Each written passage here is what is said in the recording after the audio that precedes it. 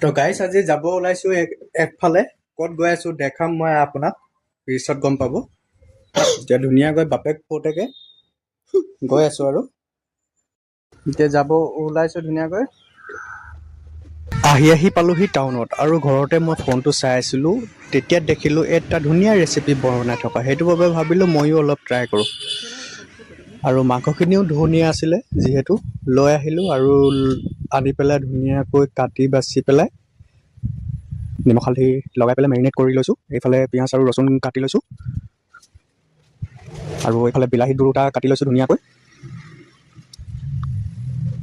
কটাই লৈছোঁ ধুনীয়াকৈ বস্তুখিনি ফাৰ্ষ্টতে। আৰু এইটো কি হয় গম পাইছেনে? এইটো নৰসিংহ পাত, যিহেতু দিলে মানে খাই বেছি ভাল লাগে। আৰু বনোৱা ষ্টাৰ্ট কৰি দিলোঁ আৰু ফাইনেলি। কুকাৰটো গৰম হ'বলৈ দিছোঁ অলপ।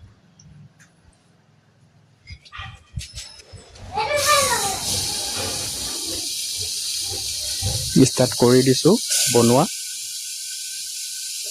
আৰু আপোনালোকে পেজটো এতিয়ালৈকে বহুতে ফ'ল' কৰা নাই, পেজটো ফ'ল' কৰিবলৈ নাপাহৰিব, পেজটো ফ'ল' কৰি থ'ব। তেনেকুৱা আৰু ভিডিঅ' কণ্টেণ্ট পাই থাকিব অতি সহজতে, আপোনালোকৰ কাৰণেই ভাল, অতি সহজে পাই থাকিব নতুন নতুন কণ্টেণ্ট, নতুন নতুন ব্লগ, ভাল ভাল ভিডিঅ' লৈ আহিবলৈ চেষ্টা কৰিম। আপোনালোকৰ এটা আশীৰ্বাদে মৰমে বহুতখিনি মোক আগবাঢ়িবলৈ সহায় কৰে, সেইটো বাবে এনেকৈ ছাপোৰ্ট কৰি যাব।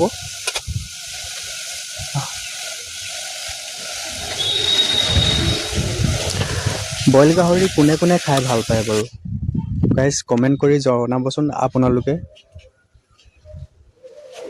মোৰ কিন্তু ভাল লাগে আৰু তেনেকৈ ভাবিলোঁ বহুত দিন ট্ৰাই কৰা নাই, সেইটো বাবে আজি বনাওঁ বুলি ল'লোঁ।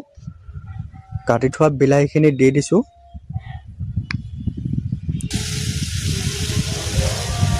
আৰু নৰসিংহ পাতখিনিও মই ধুনীয়াকৈ ধুই পেলাই এখিলা এখিলা কৰি পেলাই যতন কৰি থৈছোঁ।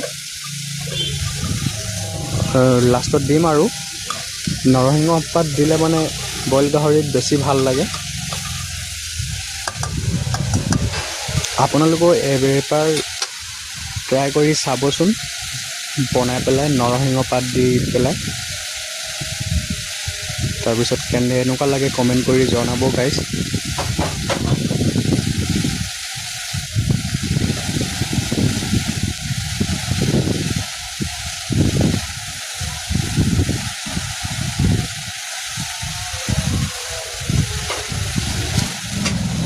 আৰু চবৰ কমেণ্ট মই ৰিপ্লাই কৰিবলৈ নোৱাৰোঁ, টাইম নাপাওঁ বিশেষকৈ।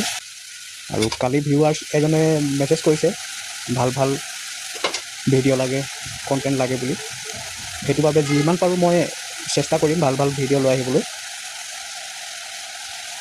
কিন্তু টাইমটো নাপাওঁ কমেণ্টৰ ৰিপ্লাই কৰিবৰ বাবে। কমেণ্টটো ৰিপ্লাই কৰিবলৈ চেষ্টা কৰিম মই যিমানখিনি পাৰোঁ আপোনালোকক, বা কেতিয়াবা নোৱাৰা বাবে বেয়াও নাপাব।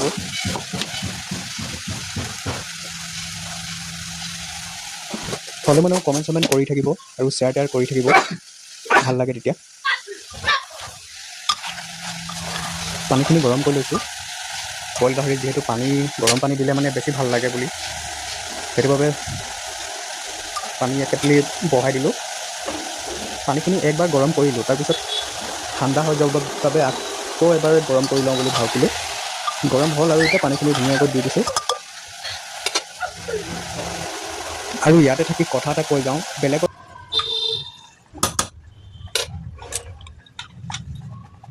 অলপ ঔটেঙা লৈছোঁ, 2-3টামান চিটি মৰাই দিম বুলি ভাবিছোঁ। তাৰপিছত আৰু মোৰ বইল পৰ্ক কাৰী ৰেডি। আজিলৈ ইমানতে বুলি, আৰু নেক্সট ভিডিঅ'ত লগ পাম। এতিয়া